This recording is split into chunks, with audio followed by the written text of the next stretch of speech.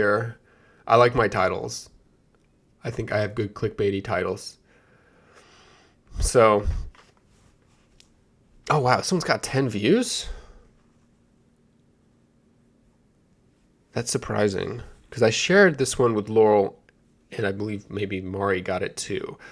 But the fact that 10 people, maybe because of the Moab, um, huh. I don't think no comments. But yeah, this video is public. Yeah. So, I don't know. Somebody's watching it. Maybe McGill's been spreading it around.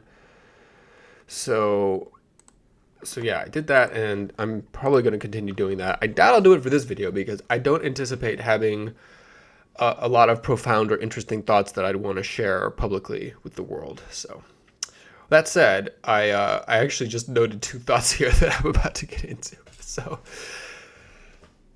one thing I have noticed I've been doing, and this has been completely subconscious, is I've just gotten to the habit of evaluating myself on kind of a regular cadence. Like at the end of each day, I, particularly when I'm taking my hot shower before going to bed, I will reflect on the day. And usually that happens because I've just written my notes for the recording, right? And that kind of speaks to the value of this process of doing these vlogs for the last, basically every day, or, capturing every day for the last 2 years, that it does force you to reflect on your day and on yourself and kind of on what you've been able to achieve, or, just self-evaluate, just kind of check in with yourself, how you're feeling.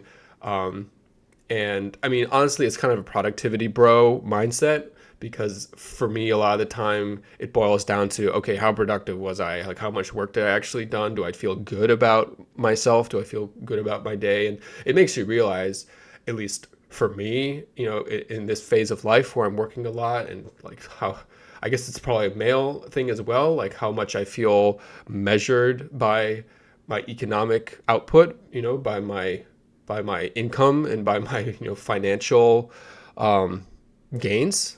I'm very much kind of critiquing how much I've produced, and so that just kind of has been happening naturally as I am reflecting on the day for these notes. And I not only am doing it for the day, I feel like I also do it for the week. I absolutely will look back, and I mean, I'm doing it right now with this recording, with a lot of my recordings, since I'm on kind of like a quasi weekly cadence, where I'm really looking back and seeing like, okay, did I get done what I wanted to? Did I, do I feel good about how this week went? How do I course correct if I didn't feel good? Like what do I need to change about how I utilize my time? I mean, so much of it is time management, to be frank. And I had this discussion with my friend Ari. I feel in some ways like I have more time today than I did, say, when I was in college.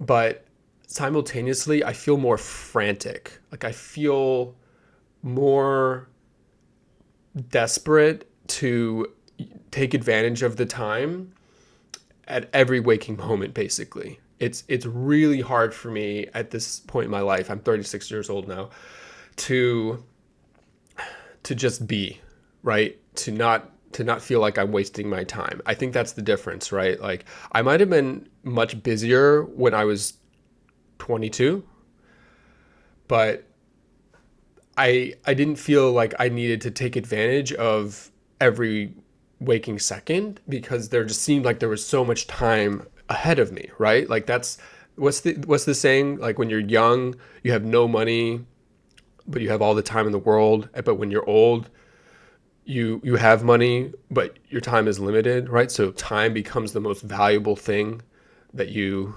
have, that you own. And I'm definitely feeling that a lot more now that I'm in my mid 30s, and I don't love it, right? I I wish I could be a bit more chill and just smell the roses once in a while.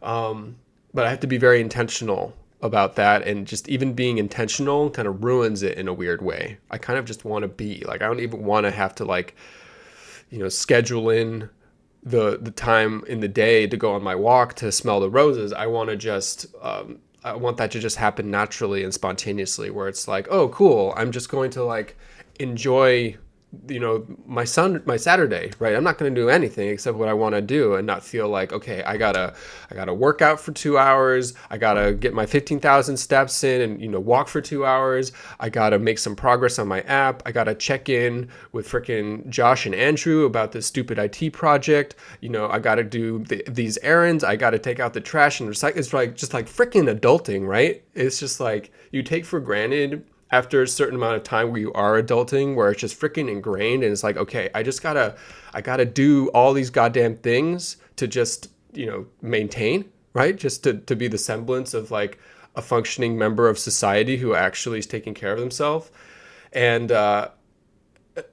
you take a step back from it for a second, and you realize like, goddamn, I kind of miss being a kid, or like being a college student, where I just didn't embrace all these responsibilities and wasn't adulting so hard, and just makes you think like, all right, this is what retirement is for. Basically, it's like I'm an adult. I have that accrued wisdom, but I want to live kind of like a college student again. I think that's basically what retirement is or should be for a lot of people. I mean, I know obviously it's different because your priorities change when you're much older, but at the same time, I think I hope that's how it plays out, frankly, where it's like I'm not worrying so much about utilizing my time in the best way possible. I'm worrying more about how much I'm enjoying life. Not that I'm not enjoying life right now. It's just more stressful, right? It's just more busy, and it's completely self-imposed.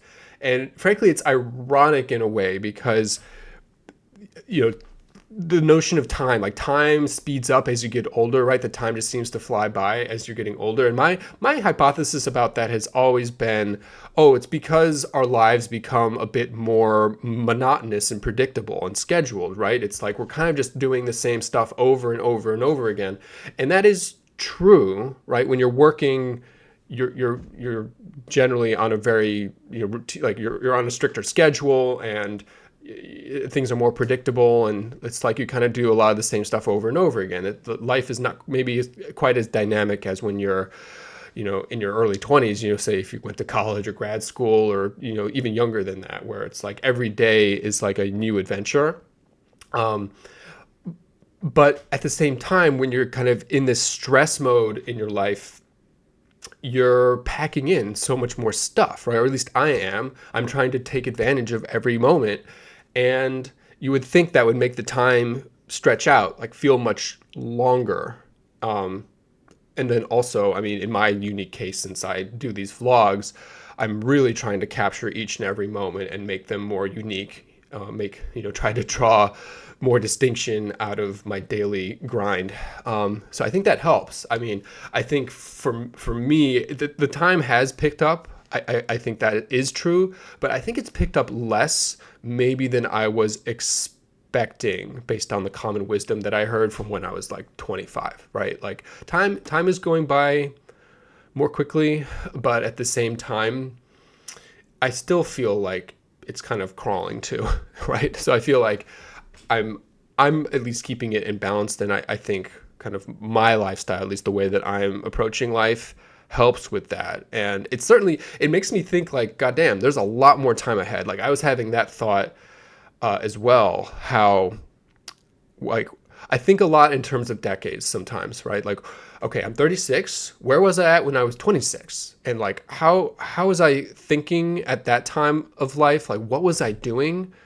And gosh, when I was 26, I had no notion of what it would be like to be 36, right? Being 36, I have some notion of what life might be like when I'm 46, because I'm thinking a lot more about what that life might be. But at the same time, I realized the world is going to be so different in 10 years. And I have a notion, and this kind of feeds into my other thought I have jotted down here, that I might not be working, or I'm certainly not going to be working doing the same thing that I'm doing now. What I find value in doing, like what I find meaningfulness in life, doing it at that, in that time of life, it's hard for me to imagine. I hope I find something. I'm pretty confident I will. And I guess there's a chance it's the same geospatial stuff that I'm doing now, but I'm not counting on it. And that feeds to my second thought, is basically how much mental energy I do spend towards kind of just like coping, honestly, just like grinding, like what really motivates me to try and accomplish a lot and work hard. And it's because I'm thinking a lot about the end, right? Like, maybe this is kind of the bear, like the doomer in me, but I just feel like every day I'm grateful that there isn't like a catastrophic financial collapse. And people are talking about like, oh, there's been like a big crash in Bitcoin. It's like, okay, yeah, I guess it's gone down like 30 or 40% in the last few months. Like, I've got exposure to Bitcoin now. Like, I don't care at all, right? Like, that doesn't faze me. Like, I think I'm actually pretty tolerant of risk because my time horizons are much longer, right? Like, if I had lost $10,000 in crypto in the last few months, I'd feel pretty bad about that if I knew like, oh, well, this is a short-term thing, but like, no, I'm in it for the long haul. Like, if it goes to zero, okay, oh well. But if it doesn't, right, if it does what it's been doing, then I know I'm going to be in good shape. So anyways, that's a tangent. But point is, I just put a lot of mental energy into kind of thinking about the long-term future, but also kind of like my job situation, and really taking advantage of kind of the opportunities I have right now and making the most of them, because I know those opportunities are rare and they can flicker out, quickly. And I don't want to live life with any regrets about that. And in a weird way, I'm almost looking forward to the day when I get that call. Brian tells me, you know what, this grant, it's just, the Trump administration got rid of it. It's completely gone. We don't have the money to pay you. I'm sorry. Like, either my income like gets slashed way down, or maybe I'm just outright, like I lose that opportunity completely. I'm kind of thinking about that in terms of my current, work with Alabama. It feels like this is the beginning of the end in a way. Like, I am planning to separate from them within 6 months. Like, the expectation has kind of been established, based on some conversations I've had. And in a way, I'm almost looking forward to it, because I know I've done my best with that. I've really taken advantage of the opportunity. I've learned a ton. I'm not going to make as much, obviously, when I'm not working with them, but I'm cool with that. Like, I've accepted that it's going to be the state of affairs, because I know I've gotten like I've really squeezed the juice out of that lemon, or whatever the expression is. So I'm